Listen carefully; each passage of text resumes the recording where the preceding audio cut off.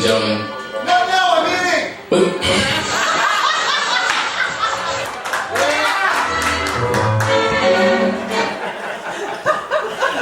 That's a punchline. You know what's really uncomfortable? The audience is funnier than you. You know, I have K-Rob playing the wrong music and everyone looking at the kid in the trailer behind me. It's hard to work like this. Although I you know, it's never follow a dog act, a kid act, or a K-Rob.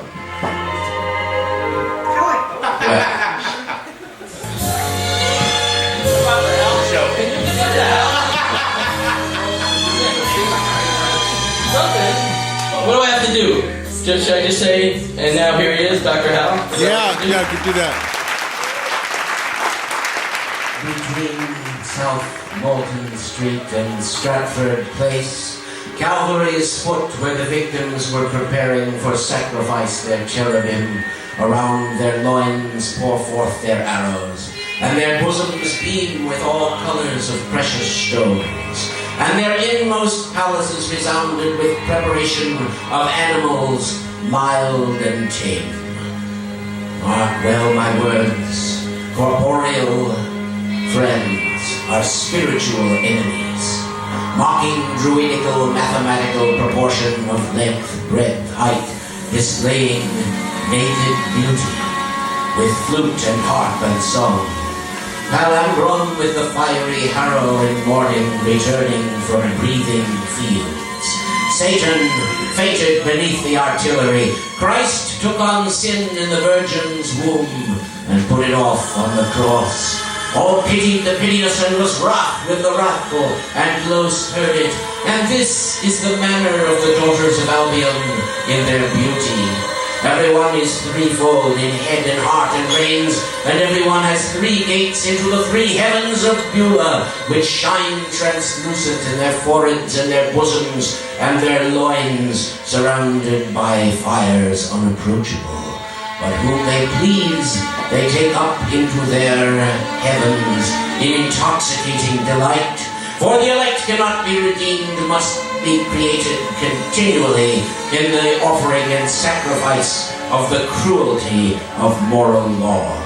Hence the three classes of men take their fixed destinations. They are the two contraries and the reasoning negative. If you put an exceptionally generous emolument in the envelope, then I may come out with a bardic recitation which will stop the show cold. But there you are. That's the way we do it.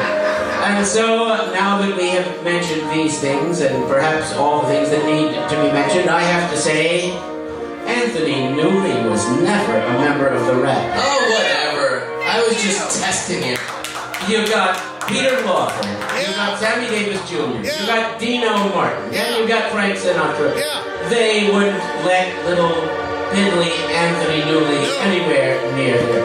And as far as Johannes Kepler, Mr. Goldie, you didn't mention that he was the author of the immortal Somnium Scipionis, one of the great works of astronomical literature and predictive science. Okay, let's kick this thing off and... Oh, wait a minute now, you forgot something. What would I... My favorite part of the show. And that would be... If your question sucks, we have a light for that. Yes, this is terrible paideutics.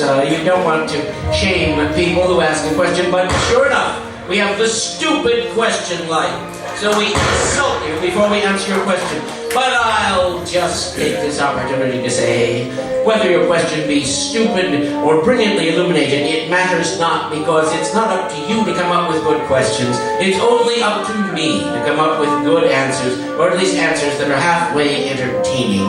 And we shall see through the course of this evening whether or not that happens. And we'll also be telling you about many wonderful shows that are upcoming, featuring some of the people on this stage tonight. It's true. I want to take a moment before we start our show and get a report, our weekly report from Mr. Frank Chu.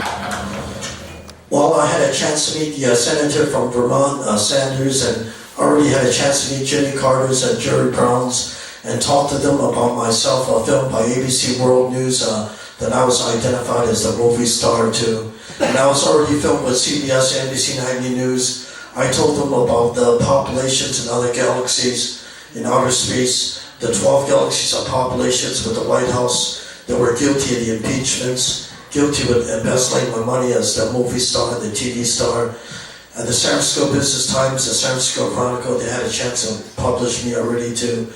So I'm trying to have it all proven about 2010 or 2012 in Washington, D.C. and try to get the impeachments. Thank you. Thank you, Frank Chu. And ladies and gentlemen, if you think that the 12 galaxies he mentions are friends of Mr. Chu, you are wrong. Galaxies 1 through 12 are evil and the cause of much suffering here on Earth. Galaxy 125, however, is behind Frank all the way. K. Come on, say it. What? Spit it out. San Francisco. Yes, that's right. Ladies and gentlemen, it's KROB San Francisco. He pipes it all in. He makes it look easy. Dr. Hal, Yes. when you were just a child, what was your favorite thing to dress as on Halloween? Oh, what a nice question. Well, this question is nice because it takes me back to the happy vales and dales of childhood, where I was just a wee shaver. Actually, I didn't start shaving until later, but I did go out on Halloween night because in those days we weren't consumed and twisted by fear of imaginary molesters lurking in the bushes. But I once went as an alien. And my dad fixed up my costume. I had a death duster made, repurposed from an old vacuum cleaner over my shoulder, but somehow everyone knew it was me. And then once I went as a headless man. That's pretty good. You put a tied box on, and if you're a little guy, it fits, and then you have a fake neck and, you know, the arms and stuff. That really works, but I also went as a drudge who cleans toilets, as a matter of fact. Well, drudge. Oh. As a stringy-haired cleaning lady, my only transvestite performance, if you don't count my appearance as Aunt Bertha at Cafe Fist some years ago. And thank you for your interest in my previous Vespic achievements.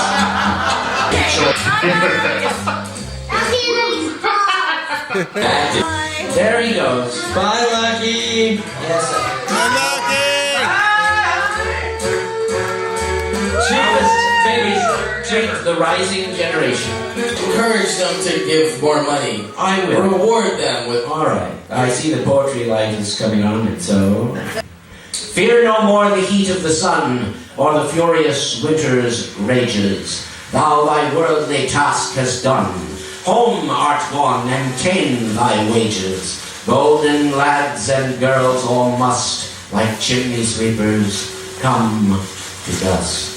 Fear no more the frown of the great, thou art past the tyrant's stroke. Care no more to clothe and eat, for thee the reed is as the oak.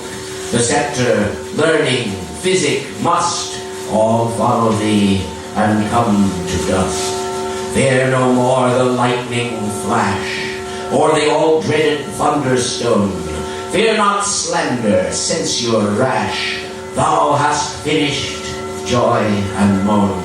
All lovers young, all lovers must consign to thee and come to dust. No exorciser harm thee, nor no witchcraft charm thee. Ghosts unlaid forbear thee, nothing else come near thee. Quiet consummation have, and renowned be thy grave.